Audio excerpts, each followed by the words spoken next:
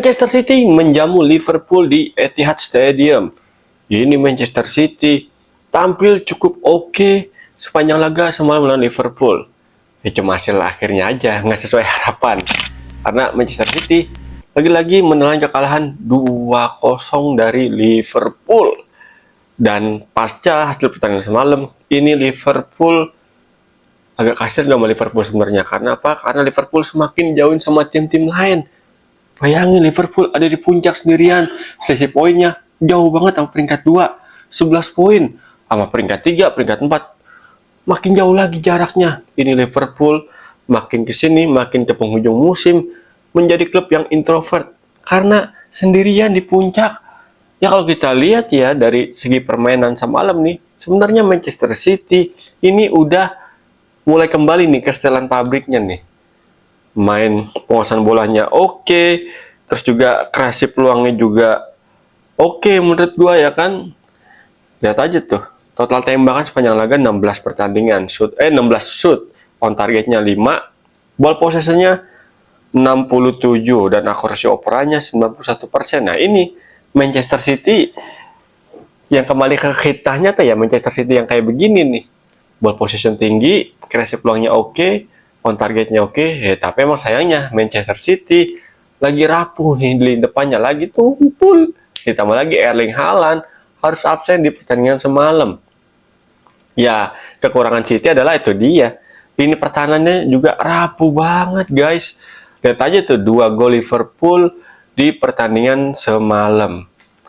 Kelihatan banget nih center back Manchester City kurang apa? Kurang satset, kurang greget dalam menutup celah ruang tembak dari Liverpool di dalam kotak penalti sendiri. 2 gol Liverpool ini karena itu dia agak sedikit keteledoran dari back Manchester City untuk menutup ruang di daerah kotak penalti sendiri.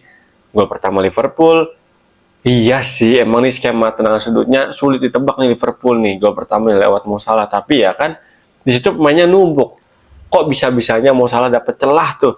Mo Salah di kotak penalti dapat celah sejengkal aja, ini berbahaya. Dan kemarin dibuktiin kan lewat skema corner kick, dikira umpannya bakal umpan lambung, nyata umpan datar ke Szoboszlai nyodorin bola ke cutback ke Mo Salah nendang dan membentur Ake kalau nggak salah ya, sehingga bola berbelok arah tuh, bukan belok arah sih, agak naik dikit. Sebenarnya kalau nggak kena Ake itu bisa aja tuh bola ditepis sama Ederson. Gol kedua juga gitu tuh, antara kombinasi lagi-lagi Salah sama Szoboszlai ya. Ini offset trap yang gagal dari Manchester City, karena emang pinter juga Liverpool ya kan, ketika dapat umpan counter attack melalui umpan true pass dari pemain tengah Liverpool.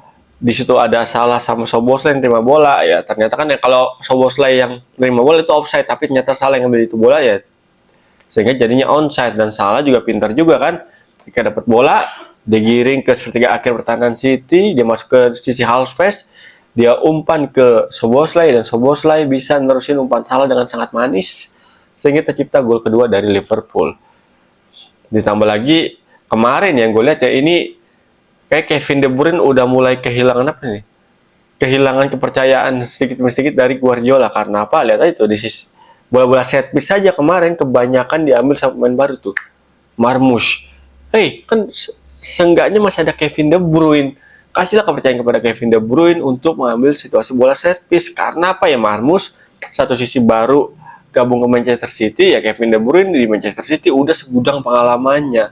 Jadi menurut gue sih, ketika bola set piece, ya udah kasih ke Kevin De Bruyne ketika Kevin De Bruyne ada di dalam lapangan. Karena apa ya, dia akurasi umpan dia lebih oke menurut gue. Dia juga tadi gue bilang udah punya segudang pengalaman di Manchester City dalam situasi sulit yang dihadapi sama Manchester City. Tapi sayang banget sih kemarin kan, corner, free kick ini kebanyakan diambil kalau nggak sama Marmoush sama siapa tuh, Phil Foden. Sementara Kevin De Bruyne mulai tersisi nih. Dan Kevin De Bruyne pun nih kan kita tahu dong, saat ini nggak melulu jadi starting line up pasca dia pulih dari cedera kan. Ditambah lagi kemarin Bernardo Silva juga kena rotasi tuh, nggak main sama sekali padahal ada di bench. Aduh sayang banget. Dan Liverpool bisa manfaatin situasi tersebut. Ruben Dias juga lagi naik turun. Kusanov kemarin duitin sama Ake, ternyata ya Manchester City siapapun yang ditaruh di starting line up sebagai center back ternyata nggak ngefek apa-apa, masih turun naik performanya di Manchester City lini pertahanannya. Coba bayangin aja ya, Manchester City di apa namanya itu, di musim ini dari 26 laga yang udah dijalanin, Manchester City udah kebobolan 37 gol loh. Jarang-jarang City kayak gitu nih. Dalam satu musim kebobolannya banyak banget nih, baru 26, belum sampai akhir musim udah 1, sekian nih rata-rata kebobolannya per pertandingan. Nah, ini menjadi big problem buat Guardiola ya. Menurut gue sih Guardiola udah lupakan Liga Inggris, kayaknya Manchester City lebih bagus fokus ke FA Cup aja udah, karena Liga Champions udah nggak mungkin karena udah gugur kan.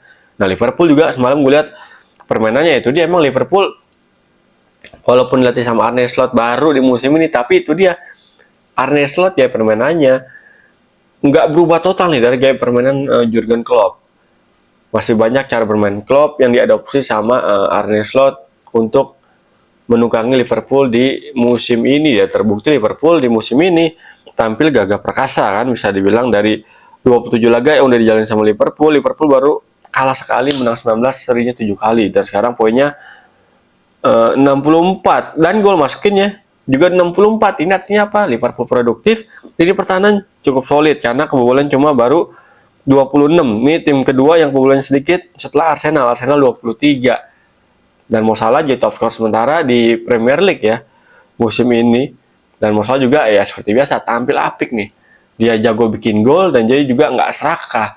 Dia juga sering bikin assist. Terbukti semalam Salah bikin 1 gol dan 1 assist bagi Liverpool dan terlibat langsung dalam 2 gol Liverpool. Ya, kalau kita berkaca dari musim sebelumnya ketika Salah tampil oke, produktif dan menyala penampilannya, ini Liverpool jadi juara nih. Juara Liga Inggris, juara UCL juga ya kan. Nah, ini menarik nih musim ini, apakah Liverpool bisa kembali juara Liga Inggris dan juara UCL ya, karena kalau dari segi komposisi pemain ini udah mumpuni Liverpool nih kan. Backnya pun ya biarpun stok backnya dikit ya di center back, terutama yang kualitasnya setara maksud gua kan. Ya, tapi Liverpool selama Van Dijk sama Ibrahim Konate nggak diganggu sama cedera, ini kayaknya Liverpool sulit digoyang nih untuk untuk beranjak dari puncak klasmen. Lini tengah udah rame banget tuh kan, antara cadangan sama starting line up-nya kualitasnya setara lah ya kan. Di cadangan ada Chiesa, ada Harvey Elliott, terus jadi starting line up ada McAllister, ada Szoboszlai, ada Curtis Jones. Di depan pun juga begitu, Darwin Núñez, Jota ini sering menjadi pelapis dari Salah sama Luis Diaz. Ya udah, Liverpool musim ini bisa dibilang sulit mencari alasan buat Liverpool bisa digoyah dari puncak klasemen di sisa musim Liga Inggris 2024-2025 ya, karena statistik udah berbicara. Liverpool baru sekali dari 27 pertandingan yang udah dijalanin sangat produktif, 64 gol. Lini pertahanan juga cukup kokoh dengan berkebobolan di bawah 30, 26. Ini udah menjadi prasyarat bagi Liverpool untuk menjadi tim yang sangat layak untuk jadi juara Liga Inggris musim ini. Dan Alisson Becker pun tampil sangat-sangat stabil, sangat kokoh di bawah Mister Gawang. Dan Arne Slot pun ya bisa dibilang sukses lah menjalani musim perdananya kalau kita berkaca dari 27 pertandingan yang udah dijalani sama Liverpool di Liga Inggris musim ini. Nah, Liverpoolian siap-siap nih akhir musim bakal diberondong sama trofi. Nah, gimana menurut kalian? Punya pendapat lain tentang Liga Inggris musim ini, apalagi tentang pertandingan semalam tuh Manchester City sama Liverpool? Kalau punya, tulis di kolom komentar. Thank you banget yang udah support konten gua Pundit Abangan di channel YouTube gua Irwancan 6160. Thank you banget. Karena support dari kalian dengan cara nonton, like, subscribe, dan komen, dan share ini menjadi motivasi tambahan bagi gue untuk terus konsisten istiqomah bikin konten yang ngomongin tentang sepak bola, baik itu liga-liga di dunia, Liga Indonesia, maupun Timnas Indonesia. Sekali lagi, thank you banget. Thank you very much. I'm so proud of you. Ketemu lagi bersama gue Irwancan di konten-konten Pundit Abangan lainnya. Gue Irwancan pamit. Salam olah bola.